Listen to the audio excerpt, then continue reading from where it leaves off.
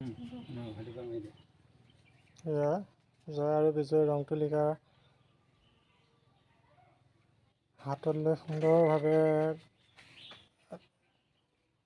তেখেতলোকৰ যি ৰূপ আছিল সেই ৰূপ ধাৰণ কৰা আমি দেখা পাইছোঁ। এইজন ভাস্কৰ্য শিল্পী, মই কথা পাতিম তেখেতৰ পৰা। এয়া জয় আৰু বিজয়, আৰু তেখেতৰ লগত এগৰাকী বাইদেউ হাতত তুলিকা লৈ ৰং কৰা আমি দেখা পাইছিলোঁ।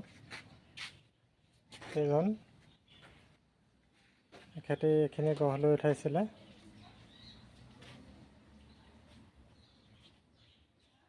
দাদা এইকেইজনৰ নামটো কি ক'লে আপোনাৰ? জয় আৰু বিজয়, অঁ, ভাস্কৰ্য শিল্প। তাৰপিছত এয়া হ'ল চিমেণ্ট, বালি। অঁ, এইটো আচলতে মই আপোনাৰ পৰা জানিব বিচাৰিছোঁ, এইজনা যে এনেকুৱা হৈছেগৈ, আপুনি ইয়াত কি কি ব্যৱহাৰ কৰি এনেকুৱা ৰূপ লগাইছেগৈ? ইয়াত চিমেণ্ট, গিটি, বালি, ৰদ এইখিনি ব্যৱহাৰ কৰি এইখিনি আমি ফিনিচিং কৰিছোঁ। তাৰপিছত চিমেণ্টৰ কাম শেষ কৰি ইয়াত পুটিন মাৰি পেলাই পুটিন প্ৰাইমাৰ মাৰি ইয়াত আমি ৰং ব্যৱহাৰ কৰিছোঁ। হয়, এইকেইজনা এতিয়া আপোনাৰ এয়া কাৰোবাক দিবৰ কাৰণে ন? তিনিচুকীয়ালৈ যাব। তিনিচুকীয়া যাব ন? টাউনলৈ যাব অহা কালিলৈ। অহা কালিলৈ তিনিচুকীয়া টাউনলৈ নিব এয়া।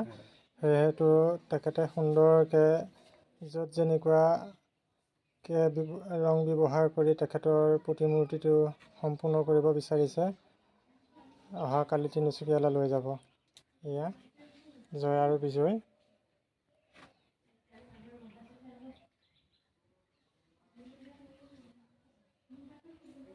প্ৰায় হৈছেগৈ ৰং তুলিকা, আৰু তাৰ কাষতে আৰু দুজন বনাই থৈছে, গৰুণ্ড আৰু হনুমান। এজনা গৰুণ্ড আৰু হনুমান। এইখিনিত আচলতে ৰং তুলিকা লগোৱা নাই, চিমেণ্ট, বালি, ৰদ ব্যৱহাৰ কৰি হনুমানৰ প্ৰতিমূৰ্তি এয়া দেখিছে। এইটো ৰং পেইণ্ট কৰাৰ লগে লগে বা ৰং তুলিকা হাতত ল'লে খুব ধুনীয়াকৈ হৈ পৰিব। এয়া ক'ত নিব? এয়া তিয়কত যাব। এয়া হনুমান আৰু গৰুণ্ড দেখিছে কি ধুনীয়া ৰূপত সজাই তুলিছে।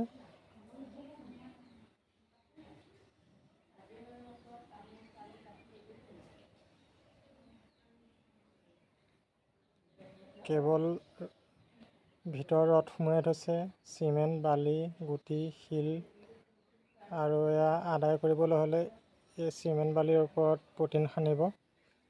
পুটিন সনাৰ পাছত এনেকুৱা এটা ৰূপ হ'বগৈ ৰং কৰাৰ লগে লগে।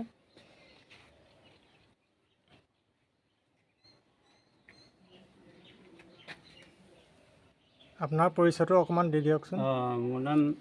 মোৰ ঘৰ চামগুৰি সত্ৰ। মই এতিয়া ৰাণাপাৰত থাকোঁ। হয় হয়। মোৰ নাম শ্ৰী গুণ গোস্বামী।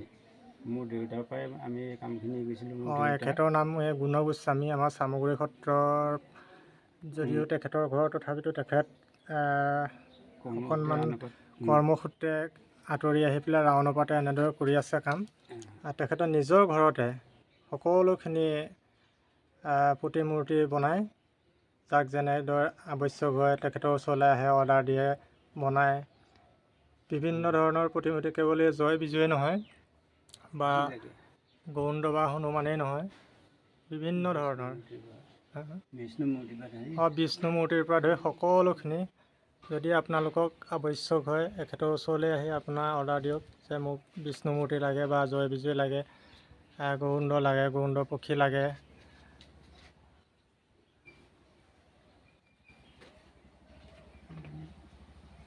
এতিয়া আপোনাৰ কোন ঠাই বাকীখিনি কৈ দিয়ক অকণমান। এয়া মোৰ ঘৰ নতুন চামগুৰি সত্ৰ। মই কৰ্মসূত্ৰে ইয়াত ৰাণাপাৰতে মাটি লৈ পেলাই ইয়াতে ঘৰ বনাই আছোঁ। মই এই কামখিনি মোৰ দেউতা প্ৰয়াত ধৰ্মকান্ত গোস্বামী আৰু মোৰ খুৰা ডক্টৰ হেমচন্দ্ৰ গোস্বামী, তেখেতৰ পৰা মই শিকিছিলোঁ।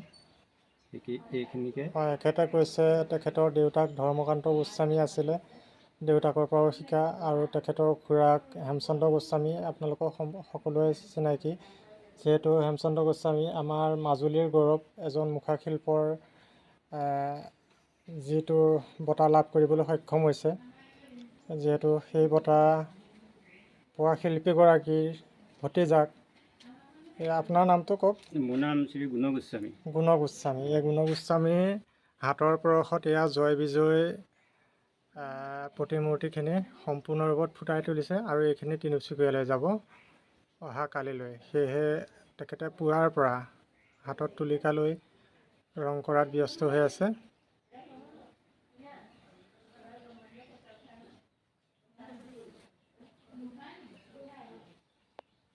কাৰোবাক লাগিলে আহক, আৰু মই ফোন নাম্বাৰটো লিখি দিম, তেখেতৰ সৈতে যোগাযোগ কৰিব পাৰিব। ফোন নাম্বাৰটো মই এখেতৰ পৰা তথাপিতো মাজতে শুনাই দিছোঁ আপোনালোকক। 60030526767 60052 60030 526767 এই নাম্বাৰত আপোনালোকে যোগাযোগ কৰিলে এখেতৰ হাতৰ পৰশৰ আপোনাৰ প্ৰতিমূৰ্তিখিনি যিটো আপুনি বিচাৰে তেনেদৰে পাব।